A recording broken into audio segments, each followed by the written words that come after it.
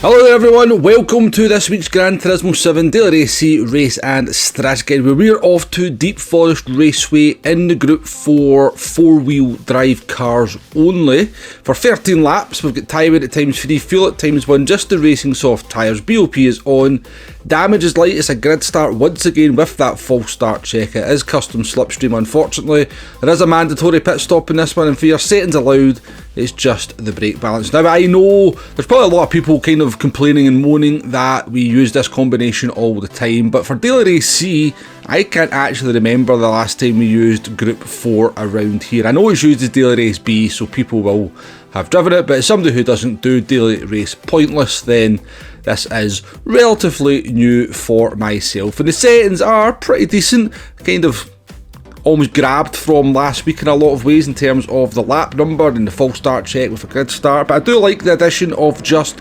reducing it to the Group 4 4-wheel drive cars. Unfortunately though, with the current meta, that is going to mean that it's going to be very much a Lamborghini fest from what I have seen. But we're in the Nissan GTR. Of course, it is that grid start with the false start check. Now, the GTR does get off the line much better than the Lamborghini, but unfortunately, as we get down to turn 1, somebody facing backwards there already as well. Interesting, in an Alfa Romeo 4C. We will talk about that car. Not a 4C, Alfa Romeo 155. That's the one. We will talk about that car later on in the video because it's going to feature as the race progresses. But yeah, wall of Lamborghini as we got down to turn 1, just taking it nice and cautious, trying to be careful, actually losing a position to Skelco side by side through a few corners there. Hasnain up there in a G70. We do have another GTR in here, but the vast majority of the field are in that Lamborghini. So as with most races, lap 1 is all about surviving. Survive the grid start, survive lap 1, see how the race settles down, and see if you can start pushing forward. Another Lamborghini facing backwards there moves us up into P14. Not entirely sure what happened to that car. I know the Italian in the Alfa Romeo that was facing backwards obviously had some kind of their own issue because they apologised after the race for the chaos that they caused. But yeah, as I said, survived lap 1, see how this race is going to settle down. Spoiler alert, it doesn't ever really settle down. Overpowered slipstream, 2 massive straights, 2 corners where chaos can prevail. Pretty much every single lap means that the pack is essentially artificially kept together for the entire race. Now I did consider pitting at the end of lap 1 here and maybe doing a no tyre change strategy, but I had no idea just how bad the tyre wear would be, so we decided we'd take the more cautious approach and stay out and do the tyre change strategy. Now the non-tyre change strategy in this race is actually quite interesting, and we'll definitely discuss it a little bit later on in the video. But one of the drivers in this race that's very close to me actually does the no tyre change strategy and makes it work to very good effect. Now they do get a little bit of luck, as I said, but we'll talk about that as the video progresses. We're going to jump forward here to lap 6. As you can see, we're still in the train of cars now. I will be honest with you, I was kind of thankful almost for custom slipstream at this point, because I think the GTR was so slow compared to the Lamborghini that it was really only that custom slipstream that was keeping me in this race, or certainly in close proximity to these Lamborghinis. Hasnain serving a penalty in the G70 there and allows me to take the normal line into the hairpin, so I appreciated that because we've probably been side by side had they not done that. But we're going to come into the pits here. The 2 Lamborghinis in front of us actually stay out. We're going to change the tyres. Now you can see the tyre wear there. Had we done the non-tyre change strategy in the GTR, we'd certainly be on pretty crappy tyres towards the end. So I think for the GTR, the tyre change strategy is the way to go. So the pit loss here is pretty long because we're in Group 4. Group 4 does tend to be a little bit longer than your likes of your Group 3, Group 2, Group 1, etc. We're going to change the tyres here. Let's take a look at this stationary time to change the tyres. Quite long actually, 6.4 seconds. And as we emerge from the pit lane, we are going to have a couple of cars coming down our right hand side, a GTR and a Lamborghini. Now your pit loss if you do the tyre change is 23 seconds, or round about that number. If you don't change the tyres, interestingly, you're only stationary for 1.6 seconds, so you save nearly 5 seconds in the pit lane. And that is quite a substantial amount of time to save, but it really depends on how those tyres are going to look towards the end of the race. And we will take a look at that, of course.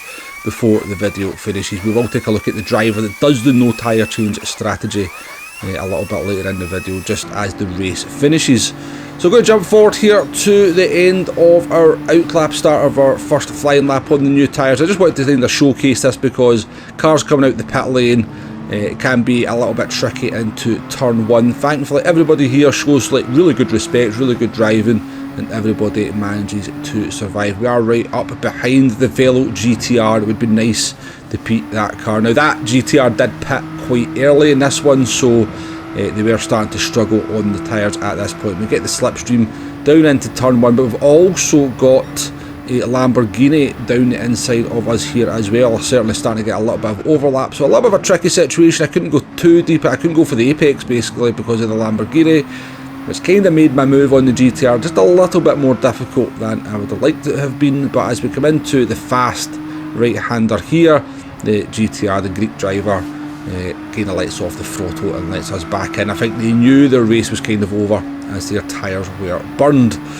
Let's jump forward here to the end of lap 12, and the driver in P1, Mad Max, the German in the Lamborghini, is making their pit stop and not changing the tyres. This is the one driver that never changed the tyres that I could see from this race.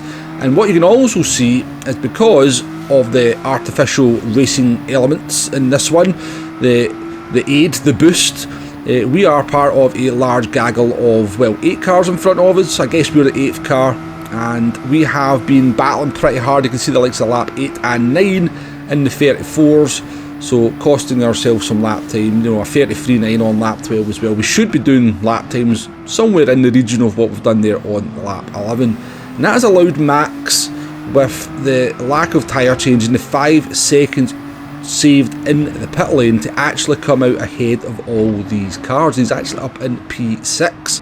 So somewhat interestingly, they've managed to keep the tyres alive, and because we're in this kind of big gaggle of cars, you can look at the inconsistency in the lap times. This is pretty much Gran Turismo 7 at the moment in most races. Because of that custom slipstream, everybody's kept close together. There's a lot of fighting, there's a lot of kind of side by side going on, there's a lot of missed break points, and so putting in consistent lap times when you're in this kind of gaggle of traffic is very difficult indeed. You can see we did a 34.7, 34.9 on laps 8 and 9, whereas we did a 33.1 on lap 11. So the difference between being able to put in a clean lap and being able to put in a lap when you're part of the mob, as I like to call it, this part of the race, is substantial, and that's allowed Max to kind of make that no tyre change strategy work quite well. So coming into the hairpin for the last time, you expect a little bit of madness here on the last lap. The Alfa Romeo goes flying off the track, a Lamborghini comes back on, gives us a massive dunt, but we do stay ahead of them. We've got the slipstream of Hasname, we have the Alfa Romeo 4C bearing down on us, but surely with the slipstream, the custom slip, we should be able to stay in P12. And yeah, not the worst result, but we do move up into P11 because Hasnane had a penalty, or somebody had a penalty, I'm not entirely sure, but we do finish this one in P11 in the end. Now the race is 20 minutes and 38 seconds long, so it's a really good race length for Daily racec, which is great to see. Let's just take a look at Max though, because Max actually got out the hairpin in 6th place. You can see his tyre wear there, but because of the power of that slipstream, the 2 cars behind. Look at this, it's like multi-class racing. Look at the speed difference of these cars going past him down there. He actually finishes in P8. Ridiculous, if you ask me. So let's move on to those all-important strategy options. As you're doing the tyre change strategy, you're going to split it down the middle for most people. 6-7 on the first stint or 6-7 on the second stint. You can go a little bit earlier, 3-4 on the first stint, and try and get out of the madness, the custom slipstream induced madness. Try and get some clean laps, but you know what? You'll just end up back in the custom slipstream madness, probably with worse tyres than the cars around you, so there is a risk associated with that. You could also go a little bit longer, the opposite of the early undercut, try and get an overcut of some sort. People pit on lap 6, 7, maybe try and stay out for a couple of laps, try and avoid the madness. But again, maybe with the tyre wear, if they don't actually start fighting, then you just maybe get undercut there, but you'll have better tyres towards the end. And you do have the non-tyre change strategy, which, as we've seen in the video, can work. I think there's a little bit of luck involved, and you'll need the drivers around you to be fighting the way that we kind of were in our race for this strategy to work. But a 5-second saving in the pit lane is definitely substantial, but you are going to deal with very worn tyres at the end. But that's pretty much it for this one. There is a lot about this race that I like. I do actually like the combination of Group 4 around Deep Forest. I like the fact it's an over 20 minutes race. I like the grid start as well. I like the fact there's strategy options in there. I like the fact that they've reduced it down just to the 4-wheel drive cars, although it would have been nice to see that Lamborghini maybe removed, because we all know it's kind of overpowered in Group 4 at the moment. But for me, I just struggle to see past the custom slipstream. For me, it's just fake racing. It's not real racing, it's not good racing, it's fake racing. We are being artificially kept closer together and being forced into battles through an artificial boost. The slipstream is far, far, far too strong. Now, I love a good battle, but as long as it happens organically, I don't want to be fighting every single corner of every single lap of every single race, because it's not fun, because 9 times out of 10 it turns into carnage or chaos or a crash and revenge punts and etc, etc, etc. We should be looking for better ways to create good racing. But thank you very much for watching, folks. I'll catch you on the next one. Goodbye now.